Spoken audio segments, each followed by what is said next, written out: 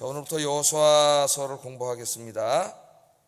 오늘 이 1장 1절 9절의 주제는 두 가지 사명이라고 이렇게 정해봤습니다. 두 가지 사명. 오래전에 제가 수요예배 강의할 때는 내가 너와 함께하리라 여기 포인트를 둬서 설교를 했는데, 오늘은 이제 두 가지 사명에 대해서 좀 포인트를 두겠습니다.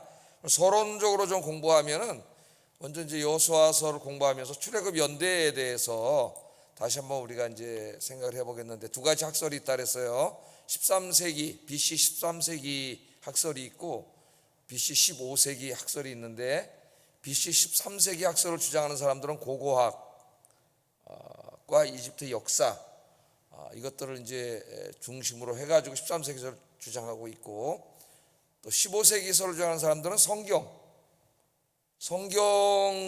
말씀에 의하면 15세기가 맞아요. 또 물론 역사적인 자료도 있습니다. 역사적인 자료가 이제 가지고 서로 이렇게 논쟁을 하고 있는데, 성경을 하나님 말씀으로 믿는 우리들은 어느 연도가 맞다 그랬어요? BC 15세기. 예? 그게 이제 열왕기상 6장 1절에 성경적 증거가 있어요. 한번 읽어보겠습니다. 시작. 애굽 땅에서 나온 지 480년 이후 솔로몬이 이스라엘 왕이 된 지 4년 15월 곧 둘째 달에 솔로몬이 여호와를 위하여 성전 건축하기를 시작하였더라. 여기 보면 이제 성전 건축하는 연도가 언제로 나와요? 이스라엘이 애굽에서 나온 지 480년 되던 해고, 그때가 솔로몬 통치 4년 이렇게 나오죠.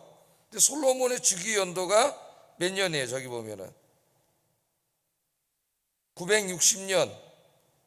예? 그 다음에 이제 4년 통치했잖아요. 예? 4년 통치하고 그때가 480년 됐다 그랬잖아요. 출애굽한 지 다 더하면은 1446년이 나옵니다. BC 1400. 정확하죠? 그냥 간단하잖아요. 성전을 짓기 시작한 때가 출애굽한 지 480년인데 그때가 솔로몬 통치 4년이에요. 근데 솔로몬 통치한 연도는 정확히 나와요. 역사에 960년. 그래서 다 더하면 1446년. 그러니까 성경 말씀을 하나님 말씀으로 믿는 사람이라면 출애굽 연도는 BC 1446년, BC 15세기입니다. 또 사사기 11장 26절 말씀에도 보면 간접적인 증거가 있어요. 한번 읽어보겠습니다. 시작.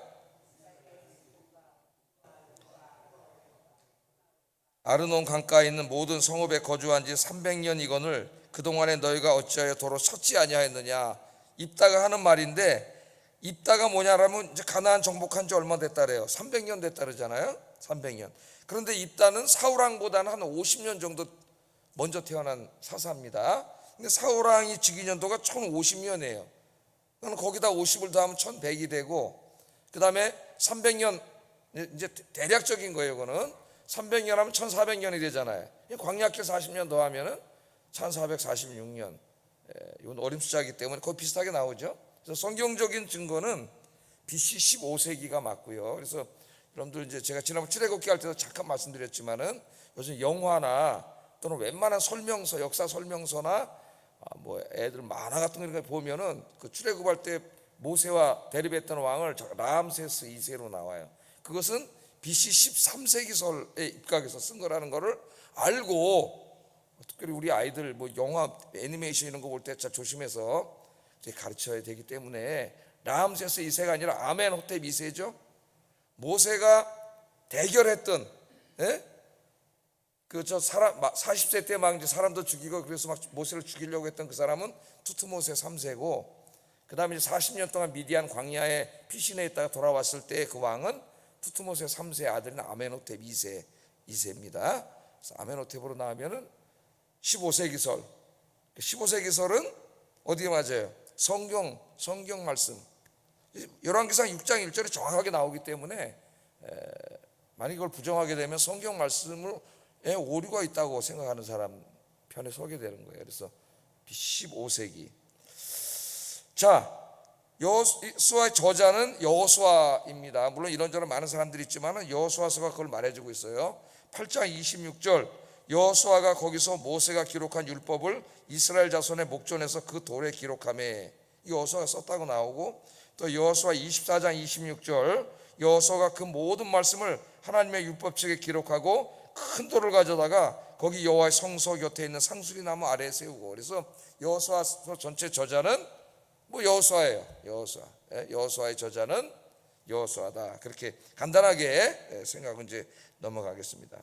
가나안 땅 정복 전쟁과 이제 땅 분배, 여기에 관한 신학적인 문제는 오늘 설교하면서 같이 한번 좀 생각해 보겠습니다. 바로 본문으로 들어가겠습니다.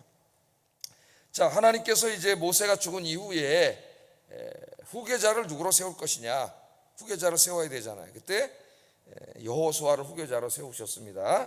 1절 2절에 보면 여호와의 종 모세가 죽은 후에 죽었어요. 신명기를 이제 하고 넘어왔으면 모세 죽은 다음에 바로 왔을 텐데 신명기를 한 3년 전에 먼저 했기 때문에 민수기에서 바로 넘어왔습니다. 모세가 죽기 전에. 자, 여호와의 종 모세가 죽은 후에 여호와께서 모세의 수종자 눈의 아들 여호수아에게 말씀하여 이르시되 내 종 모세가 죽었으니 이제 너는 이 모든 백성과 더불어 일어나 이 요단을 건너 내가 그들 곧 이스라엘 자손에게 주는 그 땅으로 가라. 그래서 하나님이 이제 여호수아를 세웠는데 모세가 왜 약속의 땅에 들어가지 못하고 죽었는가? 그럼 뭐 여러분 너무나 잘 아시죠. 원래는 이제 모세가 이스라엘 백성들을 인도해서 가나안 땅으로 들어가서 정복하고 이 사명을 다 맡은 사람이 모세입니다. 근데 모세가 그 무리바 물가에서 하나님의 영광을 가리는 실수를 함으로 가나안 땅에 들어가지 못하게 됐어요. 그것도 한번 우리가 신명기 말씀을 통해서 확인해 보면서 넘어가겠습니다. 신명기 3장 25절에 보면 모세가 이제 그 느보산 꼭대기에 올라가 가지고 하나님 앞에 기도를 하죠. 기도를 하는데 구하옵나니 나를 건너가게 하사 요단 저쪽에 있는 아름다운 땅, 아름다운 산과 레바논을 보게 하옵소서. 이미 하나님은 너는 못 들어간다고 민수기에서 말씀을 했는데 모세가 느보산에서 약속의 땅을 보면서 너무 들어가고 싶었던 저 땅을, 네? 끝까지 그 사명을 자기가 감당하고 싶어서 하나님 앞에 다시 기도를 했어요. 근데 하나님이 이미 결정하셨어요. 너는 안 된다. 그래서 이제 하나님이 이 기도에 대해서 더 이상 기도하지 말라 그랬습니다. 신명기 3장 26절 27절에 보면 그만해도 족하니 이 일로 다시 내게 말하지 말라. 하나님 냉정할지도 냉정하셔요. 말하지 말라. 너는 비스가산 꼭대기에 올라가서 눈을 들어 동서남북을 바라하고 내 눈으로 그 땅을 바라보라. 너는 이 요단을 건너지 못하리라. 그렇게 간절하게 기도했지만은 그는 하나님의 영광을 가린 실수 때문에 들어가지 못합니다. 하나님은 공의로운 하나님이세요. 모세를 친구처럼 사랑하셨지만은 그가 가나안 땅에 들어가지 못할 만큼의 죄를 졌기 때문에 거기에 대해서 하나님은 못 들어가게 하셔요. 그러니까 우리는 인정에 끌리잖아요, 그죠? 가까운 사람, 뭐 친한 사람 쓱 봐주기도 하고. 그런데 하나님 절대 그런 게 없어요. 공의, 하나님의 공의는 좌우로 치우침이 없어요. 그래서 우리가 살아가면서 조심해야 된다 그랬죠. 자, 그래서 이제 모세는 들어가지 못하고 결국 신명기 34장 1절 5절 신명기를 한번 요약하는 거예요. 보면은 모세가 죽습니다. 모세가 모압 평지에서 느보산에 올라가 여리고 맞은편 비스가 산 꼭대기에 이름에 여호와께서 길라앗 온 땅을 단까지 보이시고, 그다음에 좀 제가 줄였습니다. 이는 내가 아브라함과 이삭과 야곱에게 맹세하여 그의 후손에게 주리라 한 땅이라. 내가 네 눈으로 보게 하였거니와 너는 그리로 건너가지 못하리라 하시매. 이에 여호와의 종 모세가 여호와의 말씀대로 모압 땅에서 어떻게 했어요? 어디서 죽었어요? 모압 땅에서 죽었어요. 죽어 벳부얼 맞은편 모압 땅에 있는 골짜기에 장사되었고 오늘까지 그 묻힌 곳을 아는 자가 없었더라. 비석을 세우지 않았기 때문에 알 수가 없었어요. 왜 그랬느냐, 제가 신명기 때 말씀드렸죠. 비석을 세우고 그러면은 모세의 무덤이 성지가 되고 모세를 섬기는 이상한 미신 현상이 일어나고 모세를 우상화할 경우가 높기 때문에 비석을 세우지 않아서 그 위에 모세의 무덤이 어딘지 알지 못해. 그래서 본받아야 되겠죠. 칼빈도 그랬다 그랬죠. 제가 칼빈도 무덤이 어딘지를 알지 못합니다. 칼빈이 제일 두려워했던 게 뭐냐면 자기가 죽은 다음에 자기 추종자들이 자기를 우상화하는 거예요. 그런 것들을 요새 목회자들이나 사람들이 죽을 때 잘 보고 칼빈주의라고 하면은 칼빈을 따라 조용하게, 장례식 죽으면 조용하게 가야지 뭐 그냥 막 온 세상 사람 다 불러놓고, 하나님 옳지가 않습니다. 자, 모세는 이처럼 위대한 지도자였지만은 한편으로는 불행한 지도자였어요. 왜냐하면 그렇게 가고 싶었던 약속의 땅에 들어가지 못했어요. 그래서 이 일이 있은 이후에 그래서 이제 여호수아를 하나님 세우게 됐다는 걸 설명하는 거예요. 여호수아를 세우라고 한 것도 하나님이 세우셨습니다. 민수기 27장 18절 20절 우리가 공부를 했는데 이 말씀을 보면 여호와께서 모세에게 이르시되 눈의 아들 여호수아는 그 안에 영이 머무는 자니 너는 데려다가 그에게 안수하고 그를 제사장 엘르아살과 온 회중 앞에 세우고 그의 목전에서 그에게 위탁하여 내 존귀를 그에게 돌려 이스라엘 자손의 온 회중을 그에게 복종하게 하라. 하나님이 말씀을 하셨기 때문에 모세 마음대로 바꿀 수가 없습니다. 물론 아주 라이벌이 한 명 있었죠. 갈렙이라고 하는 사람. 어떻게 보면은 갈렙이 더 정탐할 때 훌륭한 말을 많이 했어요. 그러나 하나님 여호수아를 세우도록 그렇게 말씀을 하셨습니다. 그래서 이제 여호수아를 세웠는데 신명기 34장 9절에 보면 모세가 눈의 아들 여호수아에게 안수하였으므로 그에게 지혜의 영이 충만하니 이스라엘 자손의 여호와께서 모세에게 명령하신 대로 여호수아의 말을 순종하였더라. 이렇게 신명기 34장 9절. 신명기를 한번 쭉 훑어봤습니다. 그래서 이제 여호수아가 모세 죽은 후에 지도자가 됐다. 자, 하나님이 왜 그 많은 사람들 중에 여호수아를 택했을까? 이제 한 4가지 정도를 제가 생각해 봤어요. 첫째, 여호수아는 아말렉과 출애굽기 17장에 보면 아말렉과 전투를 하잖아요. 여기에 야전 사령관으로 참여해서 자기 민족을 위해 하나님을 위해 목숨을 걸고 싸웠습니다. 그러니까 필요할 때 목숨을 걸고 싸운 사람이에요. 두 번째, 또 모세가 율법을 받기 위해서 시내산에 오를 때 출애굽기 24장 13절에 보면 모세와 줄곧 동행한 사람이 여호수아입니다. 그러니까 지도자가 하나님의 일을 할 때 헌신적으로 도운 사람이에요. 세 번째, 여호수아는 회막기도, 모세가 회막에서 기도를 하고 마치고 진영으로 돌아오면 집에 가지 않고 다음에 자기가 들어가서 기도를 했죠. 출애굽기 33장 11절에 나옵니다. 젊어서부터 늘 기도하던 사람. 그다음 네 번째, 가나안 땅을 정탐할 때 10명의 정탐꾼이 불신앙적인 보고를 했지만 여호수아와 갈렙은 어떻게 했어요? 믿음의 행동을 한 사람이죠.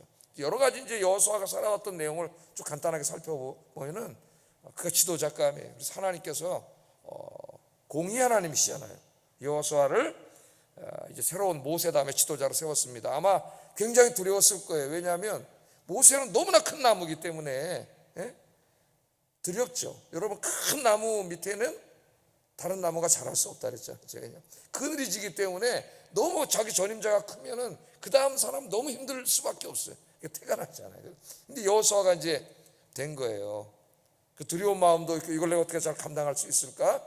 그런 가운데서 이제 하나님이 오늘 1장에 보면 찾아오셔서 여호수아가 감당해야 될 2가지 사명을 분명히 가르쳐 주시고 두려워하지 말라고 이야기하십니다. 네가 어디로 가든지 내가 너와 함께하리라. 그러니까 우리가 주의 사명을 감당하고 주의 말씀으로 살아갈 때에 방해하는 세력들이 많이 있을 거예요. 어둠의 권세자들이. 그러나 두려워할 필요 없다는 거예요. 오늘 그 사명을 감당할 때 누가 함께 하셔요? 두려워하지 말라. 내가 너와 함께하리라. 하나님 여호수아에게만 약속하신 것이 아니라 우리 모두에게 약속해 주셨습니다. 자, 2가지 사명을 말씀하셨어요. 첫째는 가나안 땅을 정복하는 거죠. 이스라엘 백성들과 함께 요단강을 건너가서 이제 가나안 땅을 정복하는 사명을 주셨습니다. 이제 너는 이 모든 백성과 더불어 일어나 이 요단을 건너 내가 그들 곧 이스라엘 자손에게 주는 그 땅으로 가라. 내가 모세에게 말한 바와 같이 너희 발바닥으로 밟는 것은 모두 내가 너희에게 주었노니 곧 광야의 이 레바논에서부터 큰 강 유브라데 강까지 해쪽 속이 온 땅과 해지는 쪽 대해까지 너희의 영토가 되리라. 하나님께서 직접 여호수아가 해야 될 사명을 직접 말씀해 주셨어요. 그러니까 여호수아는 지도자가 되면서 자기가 뭘 해야 되는가, 왜 지도자가 돼야 되는가를 분명히 알고 평생을 살았던 그런 사람입니다. 우리 예수 믿는 사람은 자기가 무엇을 위해 살다가 무엇을 위해 죽어야 하는가가 분명해야 된다. 삶의 목적이 분명해야 된다. 그냥 땅에 태어나서 돈 많이 벌고 편안하게 살다 가는 게 목적이라면 그 예수님하고 상관없는 삶을 사는 거예요. 그래서 내가 무엇을 위해 살다 무엇을 위해 죽어야 하는가가 분명해야 된다. 왜냐하면 하나님은 모든 사람에게 사명을 주셨습니다. 우리는 다 사명자예요. 목사만 사명자가 아니에요. 우리 모두에게 다 하나님이 사명 주셨다는 거, 그걸 우리가 알아야 됩니다. 자, 하나님은 네가 발바닥으로 밟는 것은 다 준다 했어요. 그러나 경계는 정해주셨죠. 민수기에 보면 너무 욕심을 부리면 안 되니까. 제가 톨스토이 이야기하면서 다 그 경계에 대해서 그때 말씀을 드렸어요. 자, 이 가나안 땅을 정복하는 이야기를 우리가 읽었습니다. 우리가 이걸 어떻게 적용해야 될까? 이게 중요하지 않습니까? 우리가 무슨 가나안 땅을 가서 지금 정복하는 것도 아니잖아요. 그래서 이걸 어떻게 우리 그리스도인들이 적용해야 되는가? 가나안 정복에 대한 사명을. 지금 유대교의 이제 근본주의자들은, 펀더멘털리스트들은 이 지금 하나님이 모세와 이스라엘에게 이때 약속하신 그 지역의 경계를 다 이걸 회복해야 된다고 생각하는 사람들이 있어요. 근데 이 사람들이 강력하게 이제 자꾸 이제 그 자기 땅에 살고 있는 팔레스타인 사람들을 내쫓으려는 거죠. 그래서 지금 거기 약속의 땅이 지금은 반은 이스라엘이 살고 있고 반은 그 피에로 팔레스타인 해방기구 그 사람들이 살고 있잖아요. 지금 계속 싸우고 있는데 팔레스타인 해방기구는 누가 지원해? 아랍 사람들이 다 지원하고, 예? 요 이제 이스라엘은 미국이 지원하죠. 미국이 지원하고 이렇게 있어가지고 지금도 싸우고 있잖아요.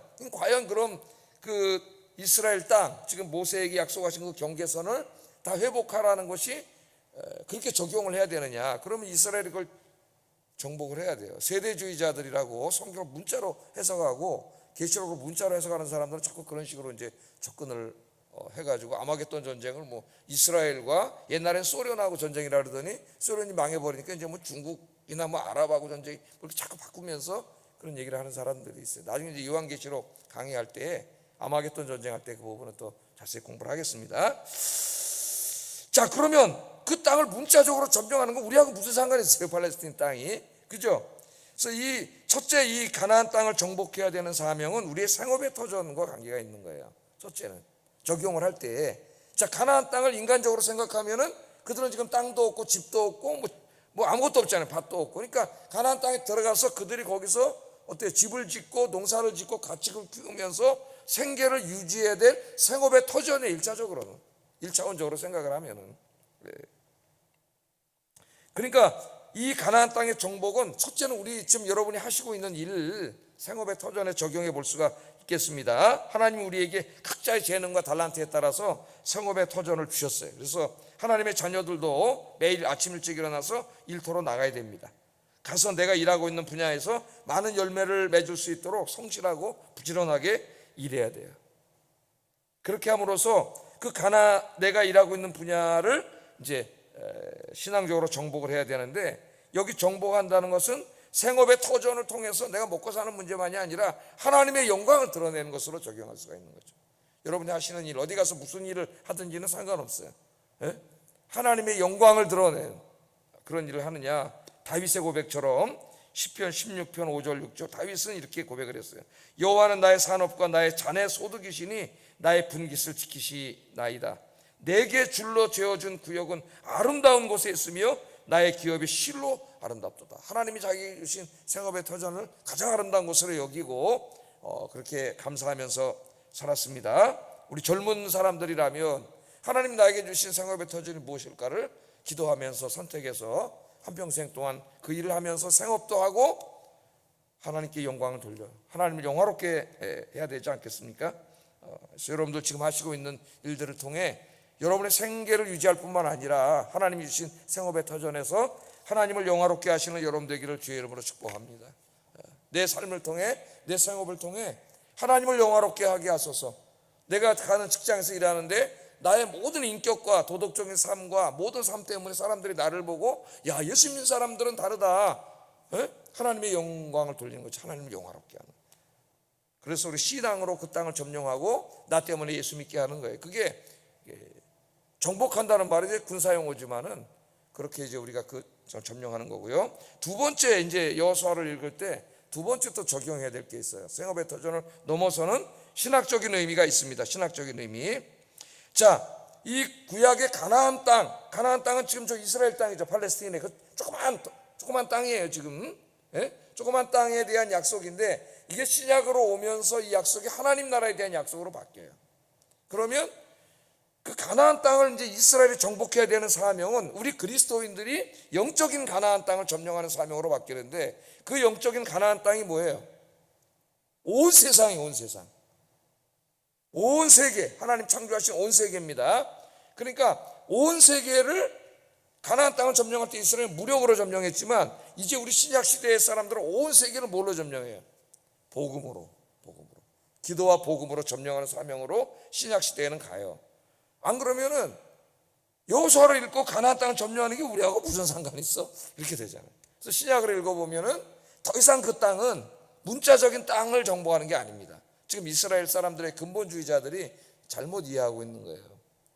하나님은 하나의 모형으로 가나안 땅을 정복해서 어떻게 하라 그랬어요? 거기 가서 하나님을 예배하고 말씀대로 살아서 거룩한 땅으로 만들어.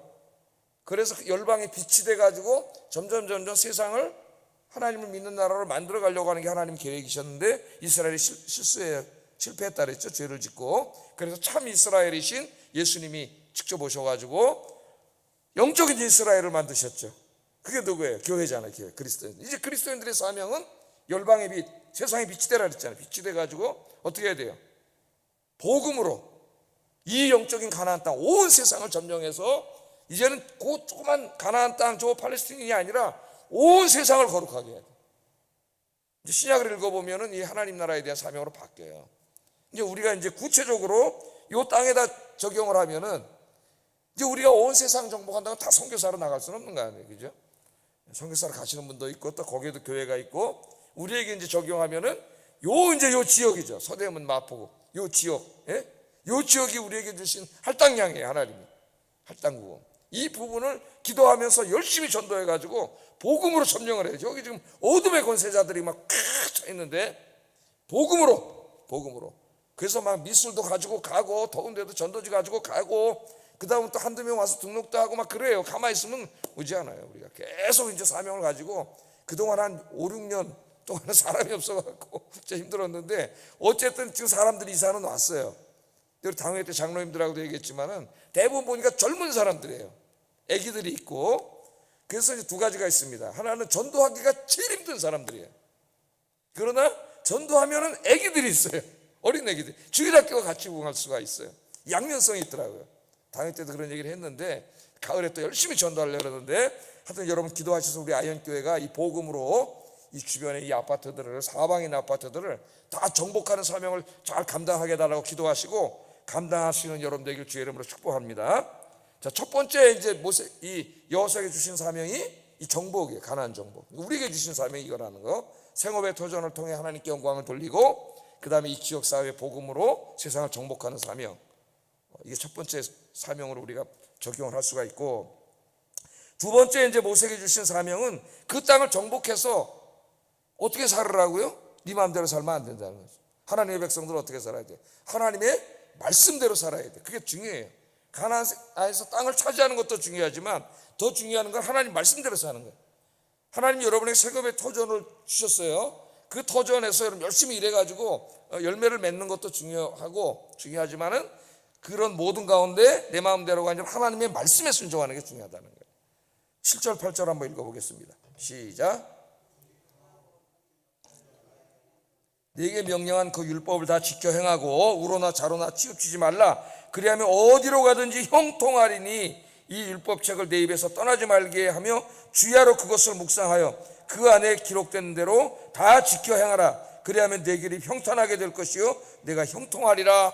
아멘. 여기 율법을 지켜 하나님 말씀대로 사는 것과 형통하는 것이 계속 연결되고 있어요. 사람들이 물어보죠. 아니 목사님 세상을 잘 모르시는 거 아닙니까?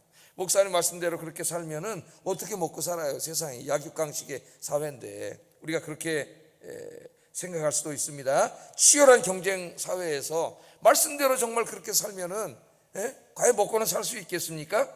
그렇게 생각할 수가 있어요. 그러나 하나님 말씀하십니다. 그 안에 기록된 대로 지켜 행하라. 잘 보세요. 그 안에 성경 말씀 안에 기록된 대로예요. 지켜 행하라. 그리하면 내 길이 평탄하게 될 것이다. 내가 형통하리라. 아멘. 이걸 믿는 게 믿음이죠. 네? 이렇게 양보하고 이렇게 살아서 못 살 것 같은데 하나님 그렇게 하라래요. 성경 말씀 기록된 그대로 살으라는 거예요. 그러면 네 길이 평탄하게 될 것이고 네가 형통할 것이다. 이건 이 세상 사람들의 이 관점에서 안 맞아요. 잘 뭔가 좀 약삭빠르게 살고 막 그래야 될 것 같은데 하나님 그러지 말라 그러잖아요. 말씀대로 살으라고. 그럼 형통하게 해주신다 그랬으니 이 말씀을 믿고 순종하며 사는 거예요. 그럼 하나님이 형통한 길을 주실 줄로 믿습니다. 그렇게 살 때 불안하고 두렵고 걱정이 되고 염려가 될 상황이 있을 수 있기 때문에 이 세상에서 마지막으로 약속의 말씀을 주신 것이 네가 그렇게 살 때에 두려워할 거 없다는 거예요. 내가 너와 함께 하겠다는 거예요. 그게 이제 오늘 주 약속의 말씀이죠. 5절 6절에 내 평생에 너를 등이 당할 자가 없으니 내가 모세와 함께 있었던 것 같이 너와 함께 있을 것임이니라. 내가 너를 떠나지 아니하며 버리지 아니하리니 강하고 담대하라. 너는 내가 그들 조상에게 맹세해 주리라는 땅을 이 백성에게 차지하게 하리라. 강하고 담대하라. 여러분, 또 9절에도 내가 내게 명령한 것이 아니냐, 강하고 담대하라. 두려워하지 말며 놀라지 말라. 네가 어디로 가든지 네 하나님 여호와가 너와 함께하느니라 하시니라. 아멘. 하나님이 주신 두 가지 사명, 이 가나안 정복, 여러분의 생업의 터전과 이 땅을, 우리 주변을 복음화시키는 이 사명과 나의 삶의 모든 부분에서 손해가 될 것 같아도 하나님 말씀으로 순종하는 일을 감당할 때 여러분 절대 혼자가 아니고 하나님이 어디로 가든지 함께 계시고 지켜주시고 형통하게 하실 줄로 믿습니다. 이 믿음으로 사시는 여러분 되기를 주의 이름으로 축복합니다. 기도하겠습니다.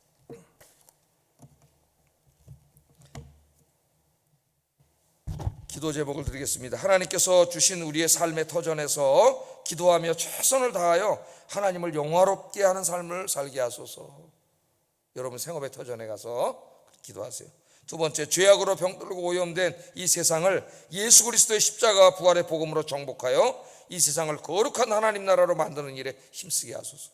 세 번째, 우리가 가나안 땅을 정복해 나갈 때 혼자가 아니라 하나님께서 늘 함께 하심을 믿고 담대하게 믿음의 싸움을 싸우게 하소서. 기도하겠습니다. 사랑하신 아버지 하나님, 감사합니다.